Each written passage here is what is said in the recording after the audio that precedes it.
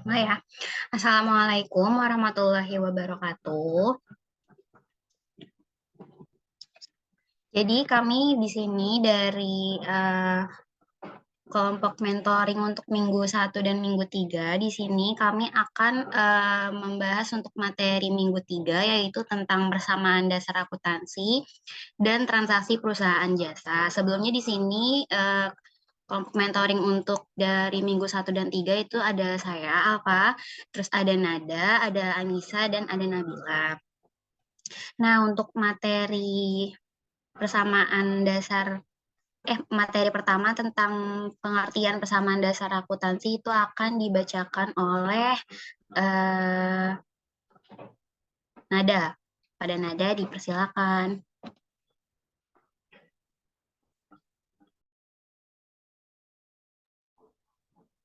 Baik, terima kasih kepada moderator. Saya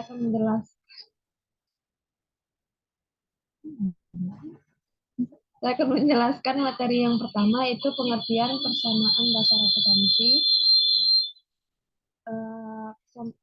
Persamaan dasar akuntansi adalah suatu persamaan yang menggambarkan posisi aktiva, hutang, dan ekuitas yang diakibatkan adanya transaksi yang terjadi pada perusahaan. Nah, persamaan dasar akuntansi ini perhitungan yang nantinya bisa memproyeksikan kekayaan, hutang, serta modal yang dimiliki perusahaan tersebut. Seperti yang kita ketahui, prinsip umum akuntansi yang kita ketahui adalah adanya keseimbangan antara sisi pemasukan dengan pengeluaran. Next, moderator. Selanjutnya yaitu kegunaan persamaan dasar akuntansi. Kegunaan persamaan dasar akuntansi antara lain untuk menggambarkan bahwa sebuah transaksi itu mempunyai pengaruh sedikitnya dua golongan rekening atau untuk mengetahui perubahan unsur atau posisi keuangan perusahaan, yakni untuk mengetahui perubahan posisi harta atau aset, hutang, liabilities, dan modal ekuitas perusahaan. Selanjutnya yaitu pengaruh transaksi terhadap persamaan akuntansi. Pengaruh yang pertama yaitu dampak dari setiap transaksi adalah peningkatan atau penurunan satu atau lebih unsur dalam persamaan akuntansi. Yang kedua itu kedua sisi persamaan akuntansi harus selalu sama jumlahnya. Yang ketiga, modal atau ekuitas pemilik dapat bertambah dipengaruhi oleh investasi awal pemilik dan saat memperoleh pendapatan, serta dapat berkurang dipengaruhi oleh penarikan oleh pemilik dan membayar beban. Next. Transaksi berpengaruh terhadap persamaan akuntansi. Yang pertama, bertambahnya aktiva diimbangi dengan bertambahnya ekuitas. Yang kedua, bertambahnya aktiva diimbangi dengan bertambahnya kewajiban. Berkurangnya aktiva diimbangi dengan berkurangnya ekuitas. Berkurangnya aktiva diimbangi dengan berkurangnya kewajiban. Baik, itu saja pembahasan materi dari saya. Saya kembalikan kepada moderator. Terima kasih kepada Nabila. Materi selanjutnya itu akan saya lanjutkan, yaitu transaksi berpengaruh terhadap persamaan akuntansi. Selanjutnya itu ada bertambahnya aktiva diimbangi dengan berkurangnya aktiva yang lain.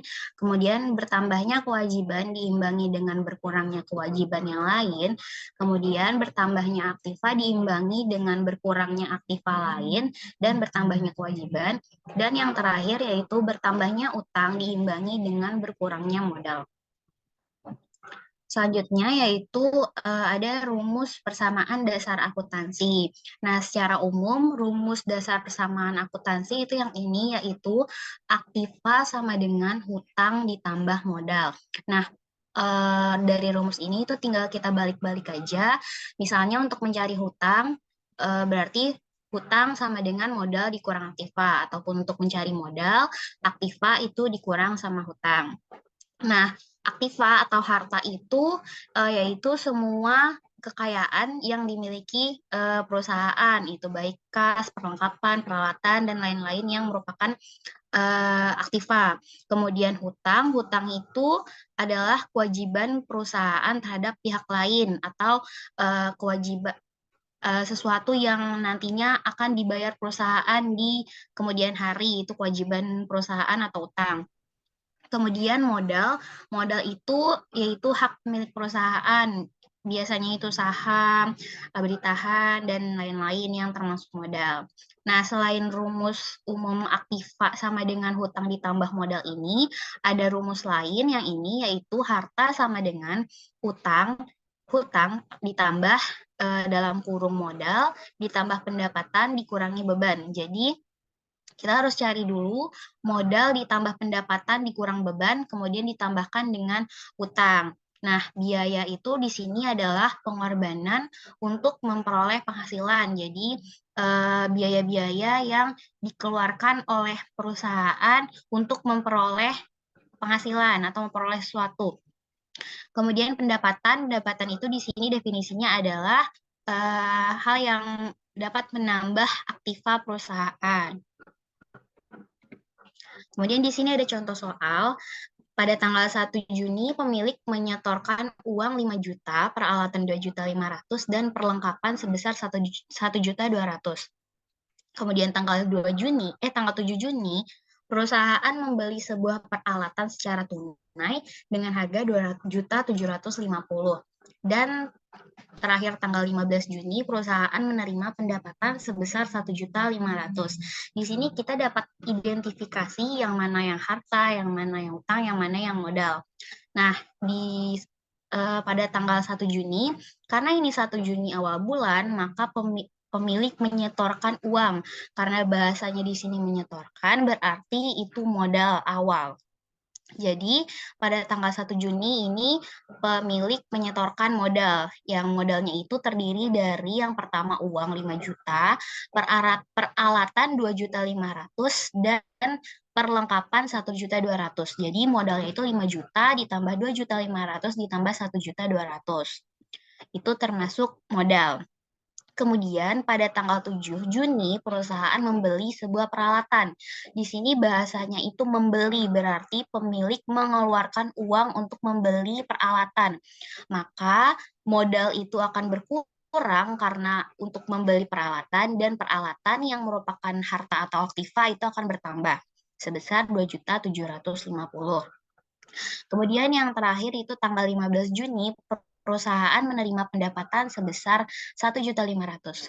Nah, karena pendapatan itu menambah modal, maka modal akan bertambah sebesar 1.500.000, dan karena pendapatan ini uang, maka aktivanya akan bertambah sebesar 1.500.000. Di sini dapat dilihat tadi tanggal 1 Juni hartanya bertambah, kas 5 juta, perlengkapan 2.500.000, peralatan 1.200.000, dan modalnya bertambah sebanyak total dari 5 juta ditambah 1.200.000 dan ditambah 2.500.000 atau sebesar 8.700.000. Kemudian tanggal 7 Juni hartanya kas itu berkurang karena untuk membeli peralatan 2.750.000, dan tanggal 15 Juni hartanya bertambah karena mendapatkan pendapatan dan modalnya bertambah sebesar 1.500.000. Kemudian untuk selanjutnya akan dilanjutkan oleh Anissa. Kepada Anissa dipersilakan.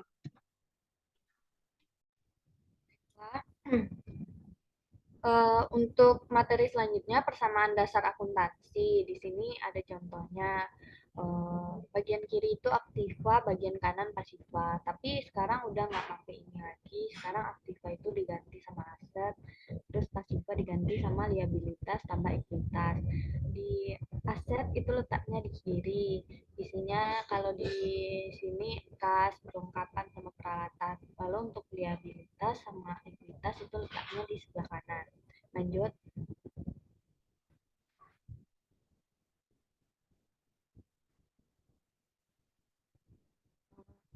Selanjutnya, transaksi keuangan dan persamaan akuntansi. Dari yang ketiga komponen persamaan dasar akuntansi yang tadi, terdapat perubahan yang dimaksud bisa menambah, mengurangi, atau bahkan merubah susunan aktiva, hutang, atau modal. Penyelesaian persamaan itu merupakan hasil analisis dampak dari transaksi keuangan yang terjadi. Lanjut, transaksi perusahaan jasa. Perusahaan jasa itu merupakan unit bisnis yang kegiatannya menghasilkan produk atau jasa tidak berwujud dengan tujuan memperoleh laba atau keuntungan. Perusahaan jasa juga dapat diartikan sebagai perusahaan yang menjual jasa yang dihasilkannya, bertujuan untuk memenuhi kebutuhan konsumen dan menghasilkan keuntungan. Lanjut. Langkah-langkah yang dikenal sebagai siklus akuntansi. Ada 8 langkah. Yang pertama itu transaksi finansial, yang kedua mencatat semua transaksi keuangan berdasarkan bukti asli transaksi dalam satu periode transaksi, yang ketiga membuat jurnal umum, yang keempat membuat buku besar, yang kelima membuat jurnal penyesuaian, yang keenam membuat laporan keuangan, yang ketujuh membuat jurnal penutup, dan yang kedelapan membuat keseimbangan percobaan.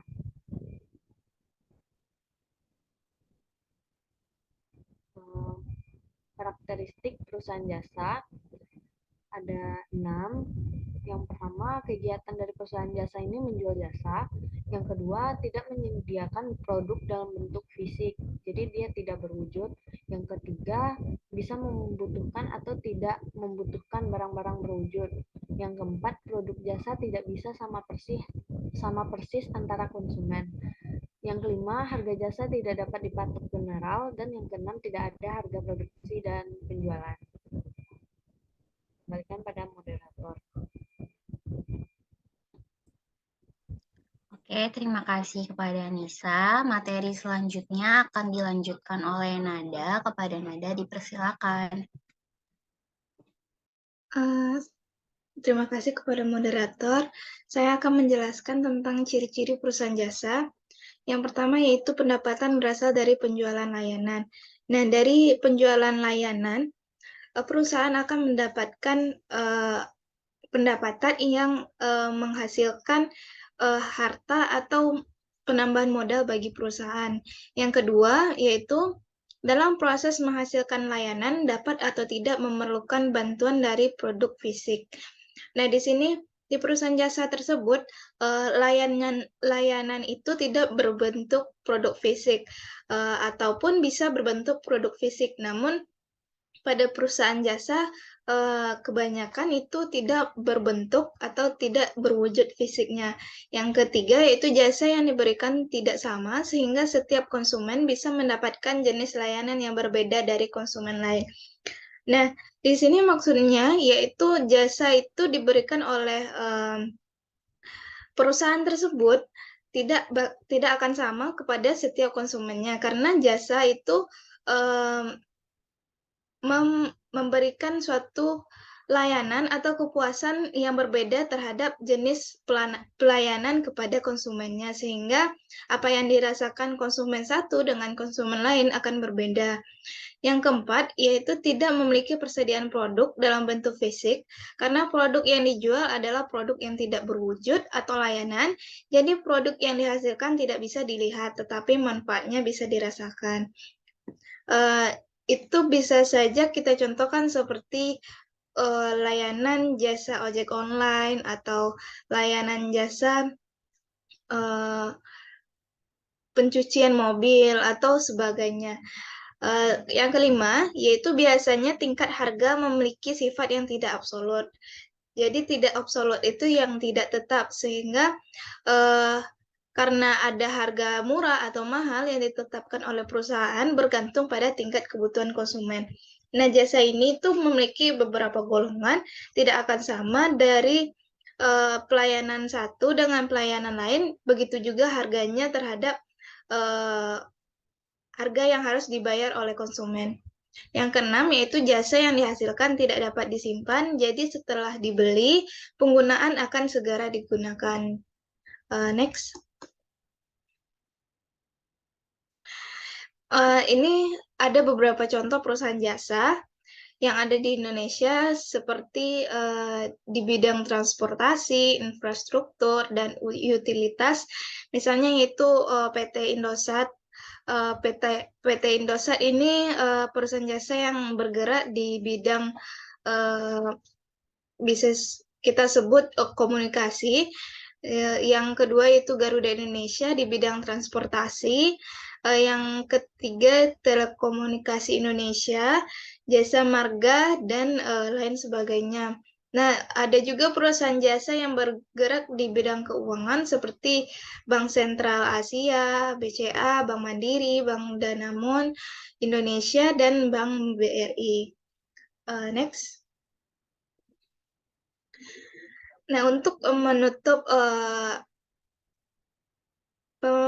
penjelasan materi kali ini, saya menyimpulkan yaitu setiap transaksi yang terjadi di perusahaan memerlukan pencatatan, baik itu perusahaan jasa ataupun perusahaan dagang harus melakukan pencatatan yang sistematis sehingga dalam pencatatan tersebut akan terlihat bagaimana kinerja dalam suatu perusahaan.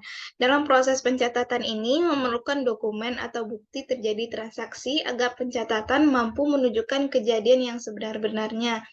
Jadi semua pencatatan harus memiliki dokumen atau bukti seperti adanya bukti transaksi yang telah dikeluarkan atau bukti masuknya sebuah transaksi. Berdasarkan bukti transaksi tersebut bisa dicermati agar tidak terjadi kesalahan atau penyelewengan atas kekayaan perusahaan. Nah, dengan adanya bukti tersebut, kita bisa mencegah adanya kesalahan atau penyelewengan atau fraud yang terjadi dalam suatu perusahaan. Fraud ini sangat rentan terjadi pada perusahaan, sehingga inilah guna akuntansi atau pencatatan dalam suatu perusahaan.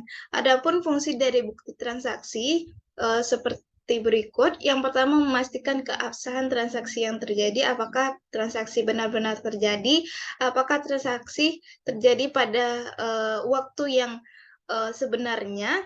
Yang kedua yaitu sebagai rujukan atau dokumen atas peninjauan kembali transaksi jika terjadi permasalahan di kemudian hari. Baiklah, sekian dari saya, kembalikan ke moderator.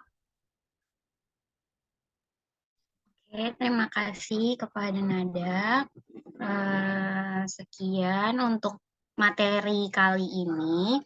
Kami dari mentor mengucapkan mohon maaf apabila ada kesalahan dalam materi kali ini, dan kemudian kepada teman-teman jika ada pertanyaan silakan dikirim di grup mentoring. Kurang lebihnya mohon maaf. Assalamualaikum warahmatullahi wabarakatuh.